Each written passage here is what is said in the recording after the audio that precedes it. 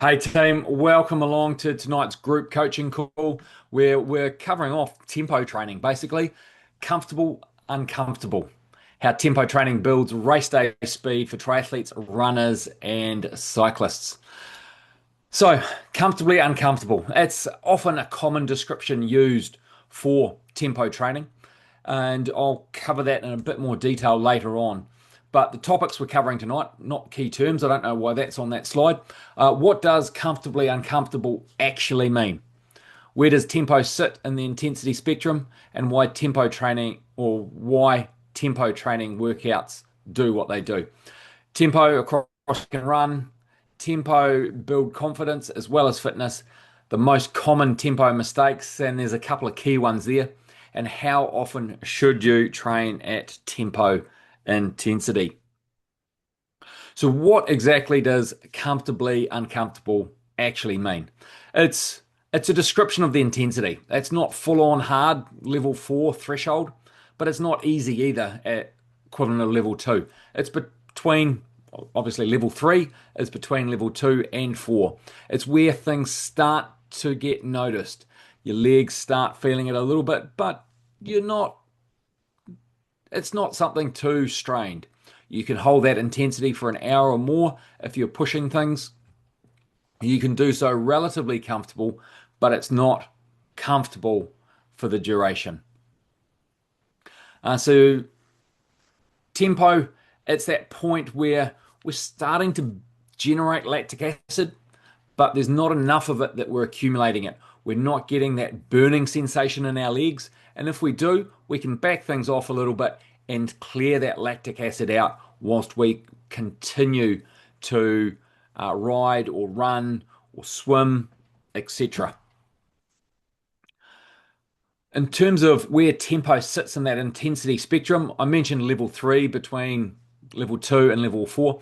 If we think of it like a continuum starting from very easy, moving through easy, moderate, hard to very hard. At level 1, we've got recovery. At level 2, we've got the aerobic, that easy, long, steady distance pace. We're stepping it up a little bit to hit that tempo, but not stepping it up so much as that we meet the level 4 threshold, and we're still a long way short of VO2 max. So that's where tempo fits in the spectrum of things. So the key reason we do these workouts is going to vary depending on what you're training for and where you are in your build up. For shorter events such as a 5K or a 10K, particularly in the running world, sprint and Olympic distance triathletes, road cyclists or gravel racers, or enduro mountain bike riders, this is the sort of intensity that we'd use early during our build up. We're using that as our introductory session or sessions in that first phase of training as we build towards the later on as we get more and more specific with our training, get more and more race like. For the longer distance events, level 3 or tempo, that is very close to the race intensity, particularly for the shorter events in terms of half marathon, I-73, longer road races where you're going into the event with the goal of breaking away, or those more sustained gravel mountain biking, marathon mountain bike races, where that's close to our race intensity. So that's going to be later on in our build up when we're trying to do specific work with race like intensities. For events like Ironman, it's a little bit above or an ultra marathon, it's a little bit above our race intensity, but it's still good fitness building for those longer events still. If we look at some of the sessions across swim, bike, and run, swim sessions, we're talking about those longer intervals 800 meters, 1,000 meters, 1,200, 1,500, 2,000 meters. And we're doing multiple repetitions of them. Obviously, with a 2,000 meter rep, we might only be doing two on a good day, three if you've got a really long session. Whereas the 800 meters, we can get three, four, six, in some instance, reps into a session, depending on what the session goal is and the duration of it. Looking at bike sessions, an example there would be 3 by 12 minutes at level 3 with a 3-minute rest interval at level 2. For a run session, we might have 15 minutes, 10 minutes, 5 minutes in the single session with only 2.5-minute rest interval at level 2 between those reps. You can also effectively switch those bike and those run workouts around. They're going to give you a similar training stimulus as you build through slightly different options there, but these are just examples only.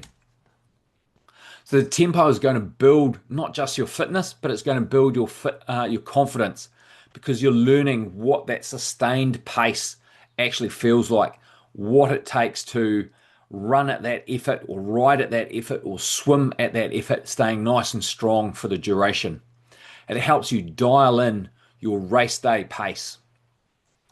It gives you that exposure, it gives you that practice, and so you don't make those errors on race day by riding, running, swimming too hard too early. You know what it feels like and you can sustain that. And it also gives you that confidence in your training, how your training's been going. We've built the fitness previously. Now this is dialing it in, particularly for those longer events. Less so that last point for when you're using tempo training early in a build up and you're going to add speed to that as you move closer and closer to your key event. Common mistakes people make is ride their tempo training too hard and push up into threshold. Even low end threshold, you're starting to get that accumulation of lactic acid and you're starting to defeat the purpose of doing the training at level 3, that tempo work.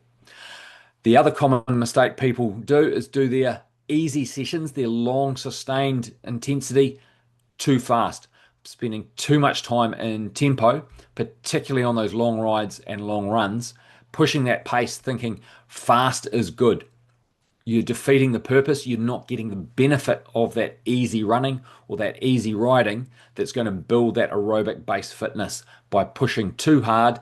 You're also adding fatigue into the system that is unnecessary, leaving you too tired to do the quality sessions later on in the week to do them effectively. The other big problem people have is not recovering properly between those tempo sessions and using them as, or not getting the benefit from them because they're hitting those sessions and they can't dial in the intensity because they're too fatigued. Same as what I sort of touched on before with the overall scheme of things. So often should you do tempo work? That's going to depend on a number of factors. Basically, if you depends what you're training for is going to be one of those key factors. If you and where that's going to fit into your build up. That tempo can be done more frequently than the higher intensity work. You can do more tempo work and you can do it more frequently than threshold or VO2 max based on the fact that it's a lower intensity than those two and you can sustain it for longer periods of time. You do need to make sure you balance that tempo with some easy volume and either later on in the program with some harder efforts, or you've built some high end fitness and now you're dialing in your race like intensity by doing the tempo work after you've done that higher intensity work. But at the end of the day, typically you can do tempo sessions 1 to 2 times per week per discipline, depending on your fitness level and where you are in your build up and what type of event that is. Just because you can typically do it 1 to 2 times per week doesn't mean you should do it 1 to 2 times per week. There's going to be times where it's going to be appropriate just to do it once per week, and there's also going to be times where it's not going to be appropriate within your build up to do any tempo training at all. Any questions on that, gentlemen?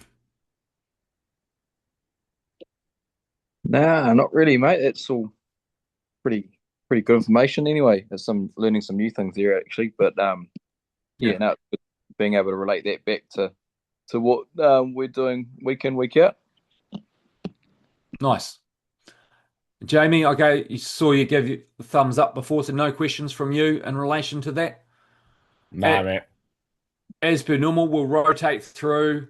Um, if you've got any general questions about their training, about something specific in their situation. Now, I know, Josh, you're due for a catch up and you're looking to book in at some point.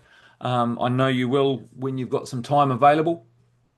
But Yeah, if you've got any I questions you want booked, to cover quickly, I booked in during the week, but it obviously comes to nothing. I did it online, but it never it came through with a confirmation, but nothing ever came about it. I was just wondering if I went. yeah, Yeah, it was on. Can't remember what day it was. Was it might have been Tuesday or Wednesday? I did not receive a notification for that. No, that's all. But Yeah, I thought just there must have just been. looking here, I can see you did book in. Yeah, I thought there must have been something up, but at one of the ends, so that's all good. But yeah, no, we'll Yeah, reschedule that for the week. That'll be sweet. All good. yeah, just book again. Send me a quick message once you've booked, and Uh, I'll confirm that it has come in. yep, so easy. No, no, no. That'll be cool. Sweet. I'm not sure why, because I normally receive a notification and an email, and it's popped up in my calendar, Yeah, I but just I received neither of the other two. came through an email form for me. That's the only thing I got about it, but there was nothing else popped up around. I hadn't done one of those for a while, so I couldn't remember if there was any other avenue to go down. But that's all good. No stress. Yeah. Any other quick questions while you've got me here, Josh? No, not at this stage, Ray. Not regarding to the current slides anyway. No, it all seems pretty stock standard. Nice. And for you, Jamie? Nah, mate. I mean, obviously, I'm just hanging out for ACC to give me the thumbs up. But Sweet. last thing I got from them was, we've received your info.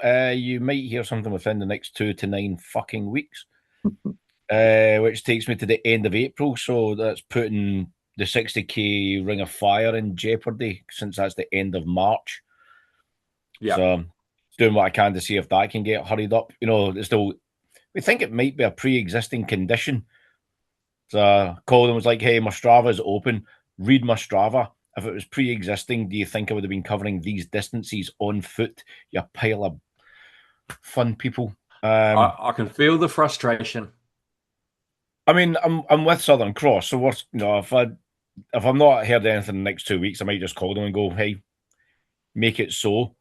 Yeah. So because the surgeon reckons 6 to 8 week recovery. So if we get it done in the next 2 to 3 weeks, I'll be sweet as for the 60K across Tongariro area. Piece of pissy.